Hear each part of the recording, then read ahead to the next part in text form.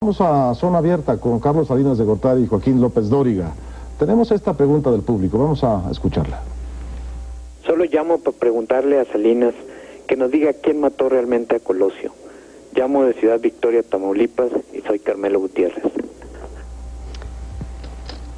Carmelo, cuando sucedió el magnicidio de Luis Donaldo Colosio, dentro de el enorme dolor personal que para muchos de nosotros significó y la crisis nacional que ese hecho infausto provocó, inmediatamente pedí a un prestigiado jurista que se hiciera responsable de investigar quién había cometido ese terrible crimen. El ministro de la Suprema Corte de Justicia, Miguel Montes, se abocó a ello. Él llegó a las conclusiones que publicó y documentó. Después, para profundizar esas investigaciones, le pedí a una jurista de un prestigio intachable, la doctora Olga Islas de González Mariscal, que continuara las investigaciones a fondo. Asimismo, invité a diversos y prestigiados abogados a que se sumaran a ello y a miembros destacados de la sociedad civil para que coadyuvaran en el proceso. La conclusión a que ambos llegaron fue que Mario Aburto actuó solo. Sé que hoy muy poca gente cree eso, pero esa es a la conclusión que llegaron con una investigación objetiva. Después, durante 2 años, se filtró constantemente, desde la propia Procuraduría General de la República, una serie de hipótesis, de falsedades y fabricaciones, y se torturó a un individuo para que se declarara como segundo tirador y se les deshizo esa fabricación. Pero esas filtraciones y esas fabricaciones dejaron mucho veneno en el ánimo de la opinión. Por eso, con estas fabricaciones, en ese como en otros temas, si se tiene una opinión diferente a la que se fabricó en el ámbito de la opinión pública, nadie cree en ella. Por ejemplo, en estos programas que acostumbran a hacer encuestas cuando terminan las preguntas y respuestas, si hacen una encuesta sobre lo que aquí hemos dicho, la mayoría de la gente no lo va a creer. ¿Cómo lo van a creer si durante 6 años les han venido desinformando con versiones que no se apegan a la realidad? Por eso hay que explicar. Por eso es que, Carmelo, yo me preocupé de trabajar intensamente durante 5 años para presentar esta obra a los mexicanos y que sean ustedes los que decidan. Quisiéramos pasar a algunas cosas de actualidad del momento político que queda después del 2 de julio y queremos hacerlo porque tenemos unas preguntas, una buena cantidad de preguntas sobre eso. 2 son estas que vamos a escuchar. Yo soy Rosa María Beltrán de Acapulco, Guerrero, y me interesaría saber usted, señor Salinas, ¿qué opina de que haya perdido su partido la presidencia de la República y esté a punto de desaparecer? Rosa María. Hay otra. Creo que hay otra, ¿verdad? ¿Podría responder primero esta? Sí. Rosa María, efectivamente, el 2 de julio, la mayoría de los mexicanos decidió que la responsabilidad de la presidencia de la República recayera en el señor Vicente Fox. Con ello, más que darse una alternancia como sucede en países europeos o en Estados Unidos u otras naciones que conocemos, aquí lo que ha sucedido es que los mexicanos decidieron un cambio de régimen y el fin del PRI como maquinaria electoral del gobierno. La pregunta que ustedes hacen es ¿por qué perdió el PRI? Esto lo tienen que contestar los propios priistas. Yo he escuchado algunas versiones. Dicen que eso obedece a que el PRI estuvo 71 años en el poder. Primero habría que ver si fue el mismo PRI el que estuvo los 71 años. Pero déjenme hacer una reflexión, Rosa María. Hace 6 años, en la elección presidencial de 1994, el PRI tenía supuestamente 65 años en el poder y ganó la presidencia, el Senado, la Cámara de Diputados y la Asamblea de Representantes del Distrito Federal. Y fue una elección, la de 94, que muchos han considerado como objetiva e imparcial, pero le voy a citar una opinión, la de Carlos Castillo Peraza, de respetada memoria, quien siendo presidente del PAN en ese año, calificó la elección de 94 como la menos impugnada desde la de don Francisco I. Madero. 6 años después, en otra elección democrática, El PRI perdió la presidencia, el Senado, la Cámara de Diputados y no ganó un escaño en la Asamblea del Distrito Federal.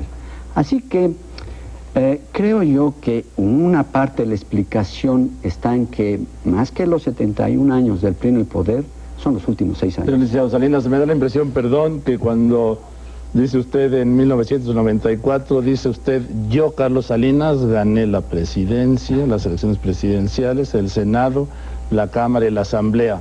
6 años después, Ernesto Zedillo pierde la presidencia, la Asamblea y el gobierno del Distrito Federal.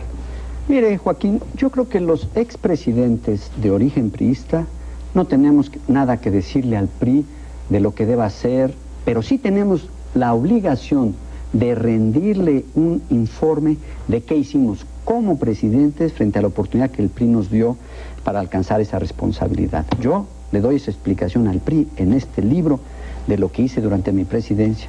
Me parece que el doctor Zedillo también tendrá que explicarle al PRI cómo lo llevó a esta derrota histórica el 2 de julio. Licenciado, estamos terminando el programa y yo quisiera hacerle una pregunta personal, porque todas las que se han planteado aquí estamos recogiendo de algún modo preguntas que están en el aire, y yo quisiera hacerle a usted una pregunta que es estrictamente personal, porque es de mi preocupación personal. Este libro, los viajes que usted ha hecho, su continua cercanía cada vez mayor con México, todo indica que está usted en un proyecto de regresar y reinstalarse en México. Y mi pregunta y mi preocupación personal, porque estoy un poco harto de las discordias públicas de los personajes que gobiernan este país, es si usted piensa este regreso, digamos, en plan de revancha a la Conde de Montecristo o en plan de cierta humildad a la San Francisco de Asís. Se la puso fácil, ¿no? Entre el Conde de Montecristo y San Francisco de Asís. Bueno, las revanchas solo le hacen daño a los que las promueven, y además en el ámbito de los aspectos del país sería muy dañina para la nación. Por eso mi propósito al presentar este libro es cerrar un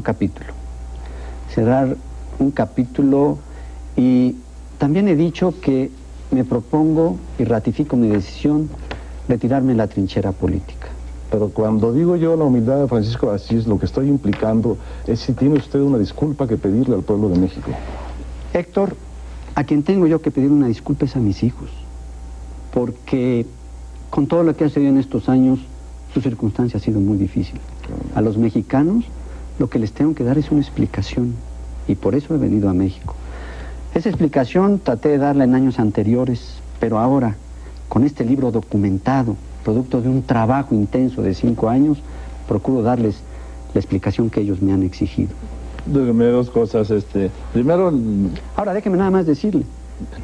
Yo quisiera una disculpa tal vez de aquellos que tanto me elogiaron cuando estaba yo en el gobierno y se esperaron a que yo terminara para tener un comportamiento muy desfavorable. Pero eso cae en el terreno personal, y ahí se tendrá que resolver. Y bueno, yo de plano no le creo que usted se retire de la política. Usted es un animal político. ¿Con la definición de Aristóteles? ¿Son políticos? Por supuesto, no concibo otra en esta mesa. Bueno, naturalmente, este libro es un libro, pero es un acto político, ¿no? Y así está siendo tomado. Yo no lo concibo, no le creo a usted, conociéndolo, que diga, me retiro de la política. De la trinchera política. Pero yo voy a permanecer en el debate de las ideas, en el de la reflexión. En el de la política. Pues eso es parte de la política en un sentido amplio, como debe de entenderse, concebir qué sucede, cómo avanzar, pero con un horizonte de las siguientes generaciones, porque este mundo está cambiando tanto, tan rápido, que hay que intercambiar ideas, hay que estar dispuesto a aprender y pues incluso a dar pasos nuevos en el terreno precisamente de la reflexión. Déjeme nada más, el tiempo se terminó. Además es que no podemos dejar fuera a Fox. Se ha dicho que el candidato de Carlos Salinas era Vicente Fox y no la Bastida, y por supuesto tampoco esa es otra de las fabricaciones que se hicieron en los meses recientes, y que esta, como muchas otras, se hacían al mencionar individuos para obligarlos a deslindarse públicamente de mí. Es un viejo truco, pero mire, Joaquín, el pueblo de México decidió que Vicente Fox sea el próximo presidente de la República. Todos, y yo en lo personal, como mi responsabilidad, haremos de sumarnos a que Vicente Fox tenga éxito en la responsabilidad que los mexicanos le hayan dado. Porque Si a Vicente Fox como presidente de la República le va bien, a México le va a ir bien. Y necesitamos que al país le vaya bien. Así que queremos, sí, que a Vicente Fox le vaya bien en la gran responsabilidad que le toca a favor de México. Licenciado, muchas gracias por haber estado aquí en Zona Abierta, presentando su nuevo libro y presentándose otra vez frente al público mexicano. Muchas gracias, Joaquín. Gracias. Esperamos que para ustedes hayan sido respondidas algunas de las preguntas que estaban en su cabeza, en su intención de preguntarle a Carlos Salinas de Gortari. Nosotros no podemos hacer nada sino despedirnos y convocarlos a la siguiente Zona Abierta la siguiente semana. Muchas gracias, Héctor, y muchas gracias, Joaquín. Gracias, buenas noches.